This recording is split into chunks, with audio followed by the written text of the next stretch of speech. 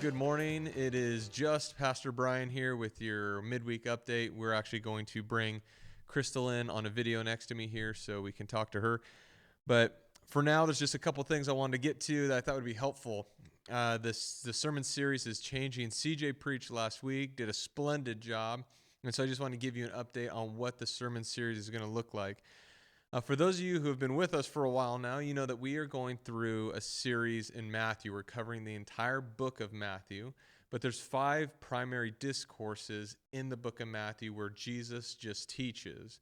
Now, what we're going to do is we're going to cover the entire book of Matthew, but we're going to stop and slow down for the discourses. And then when we're not in one of those 5 discourses, we're going to do more of a survey of Matthew. So right now, we are going to be finishing up, not this coming Sunday, but the next Sunday, the parables of Jesus.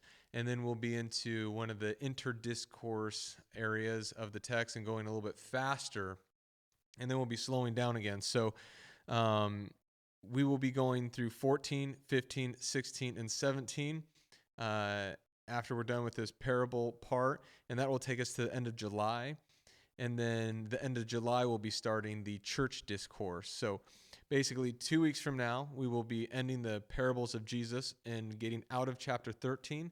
And then we'll be covering 14, 15, 16, 17. And that will take us to about the end of July. And then the beginning of July, we'll be starting the 4th discourse that has to do with the church. And then also I wanted to give a heads up that this coming Sunday, we'll actually be doing communion again. So I will be just walking through communion in the normal, or I guess the new normal Sunday sermon that we put out on Sunday mornings. And at the end, I'll walk through communion.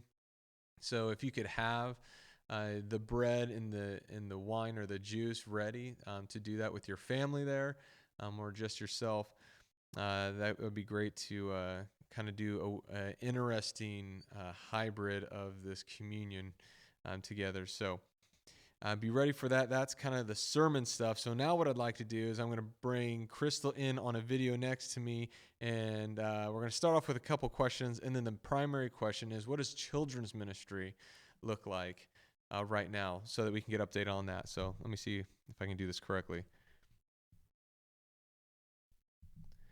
Hey, Crystal, good to see you. Hey, Bryan. It's good to be here. Right on. Well, let's get started. I got a question for you to start off. If I could look into the future and tell you that you were going to be injured this year, what activity do you think you'd be doing? I think it would probably be doing yard work because, as you can see, these hedges and stuff back here, I have this, I can't remember what it's called, but it can be a little dangerous at times. And then maybe like hiking or backpacking is probably how I'd injure myself. Okay, right on. So the second question is, what is a pet peeve you have? Pet peeves, I have many. So I will just tell you one, maybe 2. The first pet peeve would be when people don't wash their hands after using the restroom. That drives me crazy. Secondly, it's just an internal family thing when they leave their glasses on the table after every meal, and then I have to go clear them. So those are just a couple. It's sad. I have many of them, but. All right, so the big question is, tell us a little bit about what children's ministry looks like now. So right now, children's ministry obviously looks very different since we can't meet. Currently, I'm sending out packets to all of our families that have activity sheets. One of the curriculums has a Bible story video that goes along with it. And then I'm going to start sending out kind of like this, a little video, just catch up with the families to where, we can announce birthdays and maybe meet some teachers and have some interaction with the kids using videos. But that would be done on a private basis with the families. It wouldn't be out in the internet world. So, and then as far as Awana and all of that, we'll see how that transpires and when we can start meeting, gathering again. So things are kind of really just up in the air. and trying to just figure out different creative ways that we can still be connected with families. Yeah. Okay.